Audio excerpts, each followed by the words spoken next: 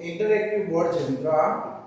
આ જે interactive board છે એ બે પ્રકારના આવે છે. એક છે ફિંગર ટચ હોય છે અને એક જે છે એ પેન ટચ હોય છે. જનરલી પેન ટચમાં શું હોય છે, પેન તમારે ખોવાઈ જાય એટલે ટચ ન થઈ શકે. જ્યારે ફિંગર ટચમાં એવું બનતું નથી. એટલે સારી બધી રીતે સારા પડે છે ફિંગર ટચ. હવે આ જે છે ફિંગર ટચ વ્હાઇટ બોર્ડ છે બરાબર. આની અંદર તમને બે સાઈડ, એક આ સાઈડ અને એક આ સાઈડ, બે પેનલ દેખાય છે બરાબર. એ પેનલ ઉપરાંત એક આપણો સોફ્ટવેર છે બનાવેલો બરાબર, જે વ્હાઇટ બોર્ડ. તમારે આમાં કોઈ પણ ધોરણ ભણાવવું છે, સમજો કે તમારે ગુજરાતી મીડિયમ ભણાવવું છે તો ગુજરાતી મીડિયમ સિલેક્ટ કરો, ઇંગ્લિશ મીડિયમ ભણાવવું છે તો ઇંગ્લિશ મીડિયમ સિલેક્ટ કરો. ગુજરાતી મીડિયમ તમે સિલેક્ટ કરો છો, અહીંયા તમને પહેલો ઓપ્શન પૂછે સ્ટાન્ડર્ડ નેમ. અહીંયા તમે સ્ટાન્ડર્ડમાં સિલેક્ટ કરો કોઈ પણ સ્ટાન્ડર્ડ. સમજો કે તમારે 10th સ્ટાન્ડર્ડ ભણાવવું છે તો 10th સ્ટાન્ડર્ડ સિલેક્ટ કરો. એની અંદર કોઈ પણ સબ્જેક્ટ તમારે કરાવવો છે કે ચાલો ભાઈ સાયન્સ કરવું છે તો સાયન્સ સિલેક્ટ કરો બરાબર. અહીંયા તમને બધા ચેપ્ટરનું લિસ્ટ બતાવશે કે આટલા ચેપ્ટર છે 18. એમાંથી તમારે સમજો કે ચાલો 12મો પાર્ટ ભણાવવો છે તો 12મો પાર્ટ સિલેક્ટ કરો. ક્વેશ્ચન ગ્રુપ, એમાં ચાર ઓપ્શન આવશે: text book, question answer, papers અને એમસીક્યુ. 12મો પાર્ટની ટેક્સ્ટ બુકનો પાર્ટ ભણાવવો છે તો ટેક્સ્ટ બુક ઓપન કરી બરાબર. આ આપણી સોફ્ટવેરની પેનલ છે. સોફ્ટવેરની પેનલ તમે સોફ્ટવેરમાં આ બાજુ રાખી શકો છો, લેફ્ટ ટીચર હોય તો સામે પણ રાખી શકો બરાબર. હું અત્યારે આ બાજુ રાખું છું. હવે અહીંયાથી હું પેન સિલેક્ટ કરું છું. ભણાવવા માટે બહુ સારું કેવી રીતે પડે કે ભાઈ દરેક આ વસ્તુ સમજાવી છે તો તમે અહીંથી આમ લાઇનિંગ કરી શકશો. દરેક સજીવ તેની વિવિધ પ્રકારની દેહ ધાર્મિક ક્રિયાઓ કરે છે. આ ક્રિયાઓ કરવા માટે સજીવને ઊર્જાની જરૂર રહે છે. એટલે આ રીતે તમે લાઇનિંગ કરીને સમજાવી શકો છો. લાઇનિંગ કરેલું ફટાફટ ક્લિયર કરો એટલે જે આપણે સોફ્ટવેરની અંદર ઇન્સ્ટોલ કરેલું છે એ તમારે ઈની જાય. પણ તમે જે ઉપર જે કઈ લખાણ લખશો એવું જ રહેશે બરાબર. સમજો કે તમે લખો છો કે ચેપ્ટર 12 બરાબર, પોષણ અને શ્વસન.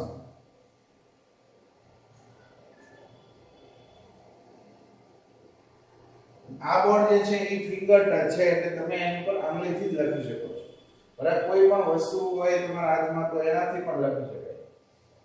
હવે સમજો કે આ તમે આગળ ટોપિક ભણાયો, હવે આગળ જવું છે બીજું પેજ, અહીંથી નેક્સ્ટ પેજ કરો. આ તમને આ ભાગ નડે છે તો એક ઓર મૂકી દો. હવે આમાંથી આ કર્ટેન આપણે લઈએ. તમારે સ્ટેપ બાય સ્ટેપ ભણાવવું છે કે ભાઈ જીવન પ્રક્રિયાઓ શું છે બરાબર. તો ભાઈ બધા સજીવો જીવંત રહેવા માટે કેટલા કાર્યો કરે છે, સજીવો દ્વારા તેમનું જીવન ટકાવવા માટે કરાતા મૂળભૂત કાર્યને જૈવિક પ્રક્રિયાઓ કહે છે. તો તમારે એક એક સ્ટેપ ઉપર જો કોન્સન્ટ્રેશન કરવું હોય તો તમે આ કર્ટેનનો ઉપયોગ વ્યવસ્થિત રીતે કરી શકો. ધીમે ધીમે એક એક સ્ટેપ તમે ઓપન કરશો જેને કારણે શું થશે કે છોકરાઓનું ધ્યાન એની અંદર રહેશે. હવે સમજો કે આમાં ટોટલ 23 પેજ છે બરાબર. ત્રીજું પેજ આ તમે બધું ભણાવી દીધું. ભણાવ્યા પછી તમારે ફટાફટ આના ક્વેશ્ચન આન્સર કરાવવા છે બરાબર. જનરલી સાદા બોર્ડ કે વ્હાઇટ બોર્ડ ઉપર આપણે ક્વેશ્ચન આન્સર આટલા બધા લખી ન શકીએ બરાબર. તમારે ક્વેશ્ચન આન્સર કરાવવા તો તમે અહીંથી એક્ઝિટ આપી દો. એક્ઝિટ આપ્યા પછી અહીંયા નીચે ઓપ્શન આવશે ક્વેશ્ચન આન્સર. ક્વેશ્ચન આન્સર પર જાઓ, ઓપન કરો તો આ ઈચ પાર્ટના બધા સિક્વન્સમાં ક્વેશ્ચન આન્સર આવ્યા. જો બરાબર. પહેલો પ્રશ્ન આપણા માટે પોષણનું મહત્વ સમજાવો. આ પ્રશ્ન પરીક્ષામાં પૂછાય તો આમાં કેવું લખાય તમારે સ્ટેપ બાય સ્ટેપ છોકરાને સમજાવવું છે તો તમે આવી રીતે ઉપયોગ કરી શકો. કર્ટેનનો ઉપયોગથી તમે એક એક વસ્તુ ધીમે ધીમે સમજાવી શકો. પહેલો પ્રશ્ન પૂરો થાય અહીંથી તમે નેક્સ્ટ આપો. બીજો પ્રશ્ન આવ્યો, બીજો પ્રશ્ન પણ એ રીતે તમે ધીમે ધીમે આવી રીતે સમજાવી શકો છો. હવે સમજો કે આ ફિગર છે, ફિગરની અંદર તમારે ઝૂમ કરીને સમજાવવું છે તો અહીંયાથી આપણે બોર્ડમાં ઓપ્શન આવે છે પ્લસ બટન બરાબર. ઝૂમ કરીને તમે અહીંથી આવી રીતે કરી શકશો. આ ફિગર મૂકી દીધી.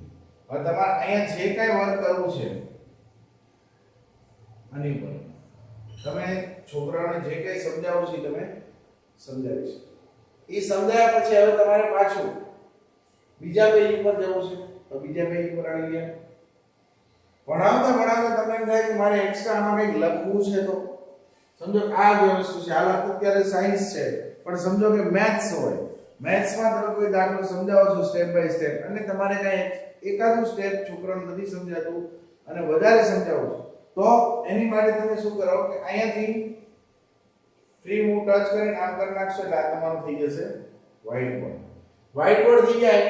તમે અહીંથી પેન સિલેક્ટ કરો, કોઈ પણ દાખલો તમારો હોય, સમજો કે 5x³ ભાગ્યા 2x² બરાબર. તો આ તમે આવી રીતે લખી શકશો. પછી પાછું તમારે ઈ જે મૂળ સ્થિતિમાં પાછું આવી જવું છે, તો અહીંયાથી તમે મૂવ બેક આપશો ઓપ્શન, એટલે ફટાફટ ઈ ની સ્થિતિમાં પાછા આવી જશો. બરાબર. પાછો નેક્સ્ટ ક્વેશ્ચન કરો, એના પછી નેક્સ્ટ ક્વેશ્ચન. એક ક્વેશ્ચન તમે આ રીતે બનાવી શકો. કોઈ પણ સ્ટાન્ડર્ડ લ્યો, કોઈ પણ સબ્જેક્ટ. હવે તમારે સમજો કે ક્લાસ ચેન્જ થઈ ગયો, અહીંયાથી છોકરો છૂટી ગયા અને બીજો ક્લાસ આવે છે. તમે એને સમજો કે 9th સ્ટાન્ડર્ડ આવ્યો, તો અહીંયાથી તમે 9th સ્ટાન્ડર્ડ સિલેક્ટ કરો. એમાં તમારે સમજો કે સોશિયલ સાયન્સ ભણાવવું છે, તો સોશિયલ સાયન્સ સિલેક્ટ કરો. બરાબર. એમાં પણ તમને પાર્ટ બતાવો, સમજો કે તમારે પહેલો પાર્ટ કરાવવો છે, પહેલો પાર્ટ સિલેક્ટ કરો. એમાંય તમારે બે ઓપ્શન છે, ટેક્સ્ટ બુક છે, ક્વેશ્ચન આન્સર છે. ટેક્સ્ટ બુક કરાવે છે, ટેક્સ્ટ બુક ઓપન કરો. ક્વેશ્ચન આન્સર કરાવવા છે, તો સીધા ક્વેશ્ચન આન્સર ઓપન કરશો. અહીં તમને અલગ અલગ જુદી જુદી 4 ફાઇલ દેખાય છે, 5 ફાઇલ છે. સમજો એક ફાઇલમાં MCQ છે, એકમાં 2 માર્ક્સના ક્વેશ્ચન છે, એકમાં 3 માર્ક્સના છે અને 4 માર્ક્સના.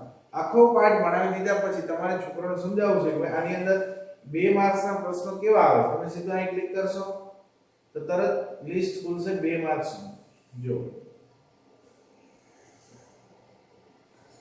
બરાબર. હવે આ જે છે પ્રશ્ન તમારે સમજાવવો છે કે ભારત આવવાનો નવો જળમાર્ગ શોધવાની જરૂર શા માટે ઊભી થઈ. બરાબર. એક સ્ટેપ બાય સ્ટેપ તમે સમજાવી શકો કે ભારતીય ચીજ વસ્તુની ઉપયોગિતાના સંદર્ભે મધ્યયુગમાં ભારત અને યુરોપના દેશો વચ્ચે વેપારી સંબંધો હતા. જમીન માર્ગે વેપાર ખર્ચાળ હતો. ભારતના મરી મસાલા, કાપડ અને ગળી જેવી અનેક ચીજોની યુરોપમાં માંગ હતી. તો આ રીતે તમે એક સ્ટેપ ભણાવી શકો છો. બરાબર. અને એવું પણ કરી શકાય કે તમે આ જે છે આ પ્રશ્ન આવી રીતે ઢાંકી, અથવા તો પહેલા છે આ છોકરાઓને પાકો કરવા આપો. પાકો કરવા આપ્યા પછી પાકો થઈ જાય તમે આને ઢાંકી દો અને પછી તમે એને પૂછી પણ શકો. બરાબર. એટલે તમારે જે રીતે ઉપયોગ કરવો હોય આ કટિંગનો ઉપયોગ કરી શકાય. આની અંદર જુદા જુદા ઘણા બધા ઉપયોગ છે. સમજો કે પેન, તમારે કોઈ પણ પેન વાપરવી છે, આની અંદર તમારે રાઇટિંગ કરવું છે, તો તમે રાઇટિંગ આ પેન થી કરી શકો છો. કોઈ પણ વ્હાઇટ પેજ ખોલીને કાંઈ પણ ફિગર દોરવી છે, તો આવી રીતે તમે ફટાફટ ફિગર દોરી શકો.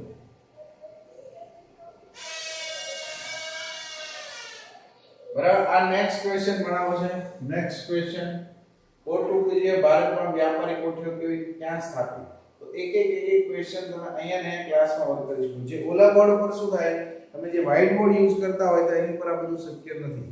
તમે ફટાફટ ટેક્સ્ટ બુક બનાવી પૂરું કરવું પડે. બરાબર. જ્યારે આમાં શું થાય, તમે સાથે સાથે ક્વેશ્ચન આન્સર, મેઇન તો પરીક્ષામાં ક્વેશ્ચન આન્સર પૂછાતા હોય, એટલે ક્વેશ્ચન આન્સર ને બધું તમે કરી શકો.